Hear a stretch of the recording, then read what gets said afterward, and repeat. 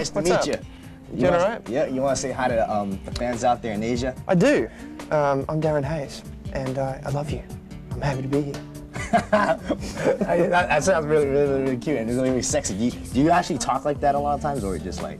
I was just joking. You were just joking, right? Yeah. But I know people like it. All right, this is Darren's 5th time in Taiwan. 5th time? 5th time. Yeah. How's it like? It's great. I mean, it's always too short. When I'm here, it's usually for a couple of days, but it's good. It's crazy. We were talking off camera before about how busy it is here. It's kind of got that New York vibe. It's very totally different from, like, you know, the States. Definitely. Yeah. But you know, this is actually 5th time here. Is there any, like, you know, things that you remember from the past 4 times, or any people or things? It's usually fans who are extremely loyal and extremely generous, and I get so many gifts when I'm here from just kids. You know, I came into the airport this time and there was hundreds of people there, and I was thinking, this is for me? This is so cool. So just smiles and friendly people. Yeah, that's what drives you to come back every time, right? Pretty much. I mean, I want to come and tour here if we ever can, because it would be great. We're trying to set it up. Cool. So you've been in town for 5 times. You know, you've been around. Have you actually visited Taipei City and all that? No. I'm always just in a hotel. You know what it's like. I mean, it's so. I think the thing is, as well, is it's very expensive for record companies to bring you in, and when you're in, they work you pretty hard. So I'm usually just doing interviews until I fall asleep, and save some money for them too, right? Go out and shop too much and all that, right? Okay, so actually Darren's here this time for his brand new solo album right here. Wow, Darren Hayes with Spin. This is actually your first solo album, right? First one. Yeah, you know, before this, you were actually a member of the Savage Garden. You know, so why are you laughing? It's just funny the way you said it was cool. Oh, really? A member of the Savage Garden. Because there were 2 people, right? Yes. Like two of them. So, you know, what was the, you know, now you're coming out with a solo album. What's the difference? You know, do you see any difference in between, you know, coming out as Savage Garden and yourself as Darren Hayes? Yeah, I mean, it's in many ways this feels just like my 3rd record. You know, I feel like I'm used to doing this, but you know, it's like starting again. You know, it's harder work. I've been doing a lot more press and promotion. I think the thing I loved about making this record was in the studio. You know, I really did.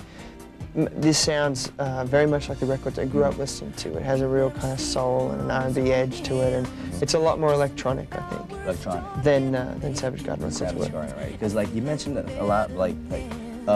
You said that this album, you know, contains a lot of funk music, but however, you yourself, you like a lot of techno stuff, a lot of R&B. Well, you know, it's funny, I grew up listening to, you know, people like Marvin Gaye, Stevie Wonder, Michael Jackson, but lately I've been listening to bands like Basement Jaxx, Daft Punk, Rhinoceros, a lot of that French kind of techno stuff.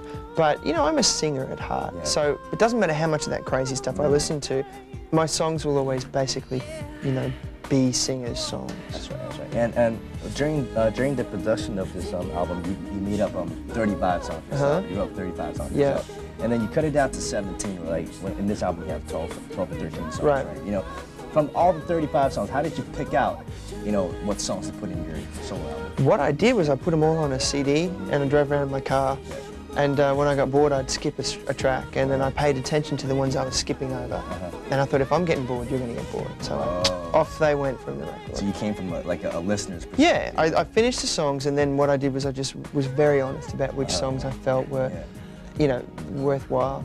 With all the success at Savage Garden, and now you're having your own album, do you have a lot of pressure going on? Or? Yeah, I do, but then I don't. I mean, most of the pressure comes from me, to be honest. I am a perfectionist, as I think most entertainers probably are.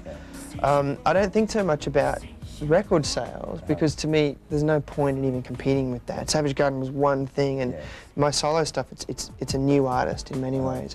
But you know, it is a bit nerve-wracking sometimes. Yeah, you know, the Billboard magazine actually mentioned about that. Your album, your own individual album, is actually going to make you a brighter star in the future. Like, you know, because you were Savage Garden, you were part of Savage Garden, but now you're coming out your own, you know, being an own individual star. What do you think about those remarks? It's great. I mean, I hope I can live up to it. I mean, I think for me, I'm just taking it really slow. You know, it's just, let's just see what happens. I want to be around for 20 years or so. Enjoy what you're doing and all that. Yeah, you know, I think that there's certain careers that explode and you're the biggest thing on the planet, but then it kind of fades away. Whereas I would much rather have a more gradual, but a consistent career. Cool, cool, cool. All right, then, we'll take a little break right now. Okay. We're going to watch the music video, and we'll be right back with some more Darren Hayes.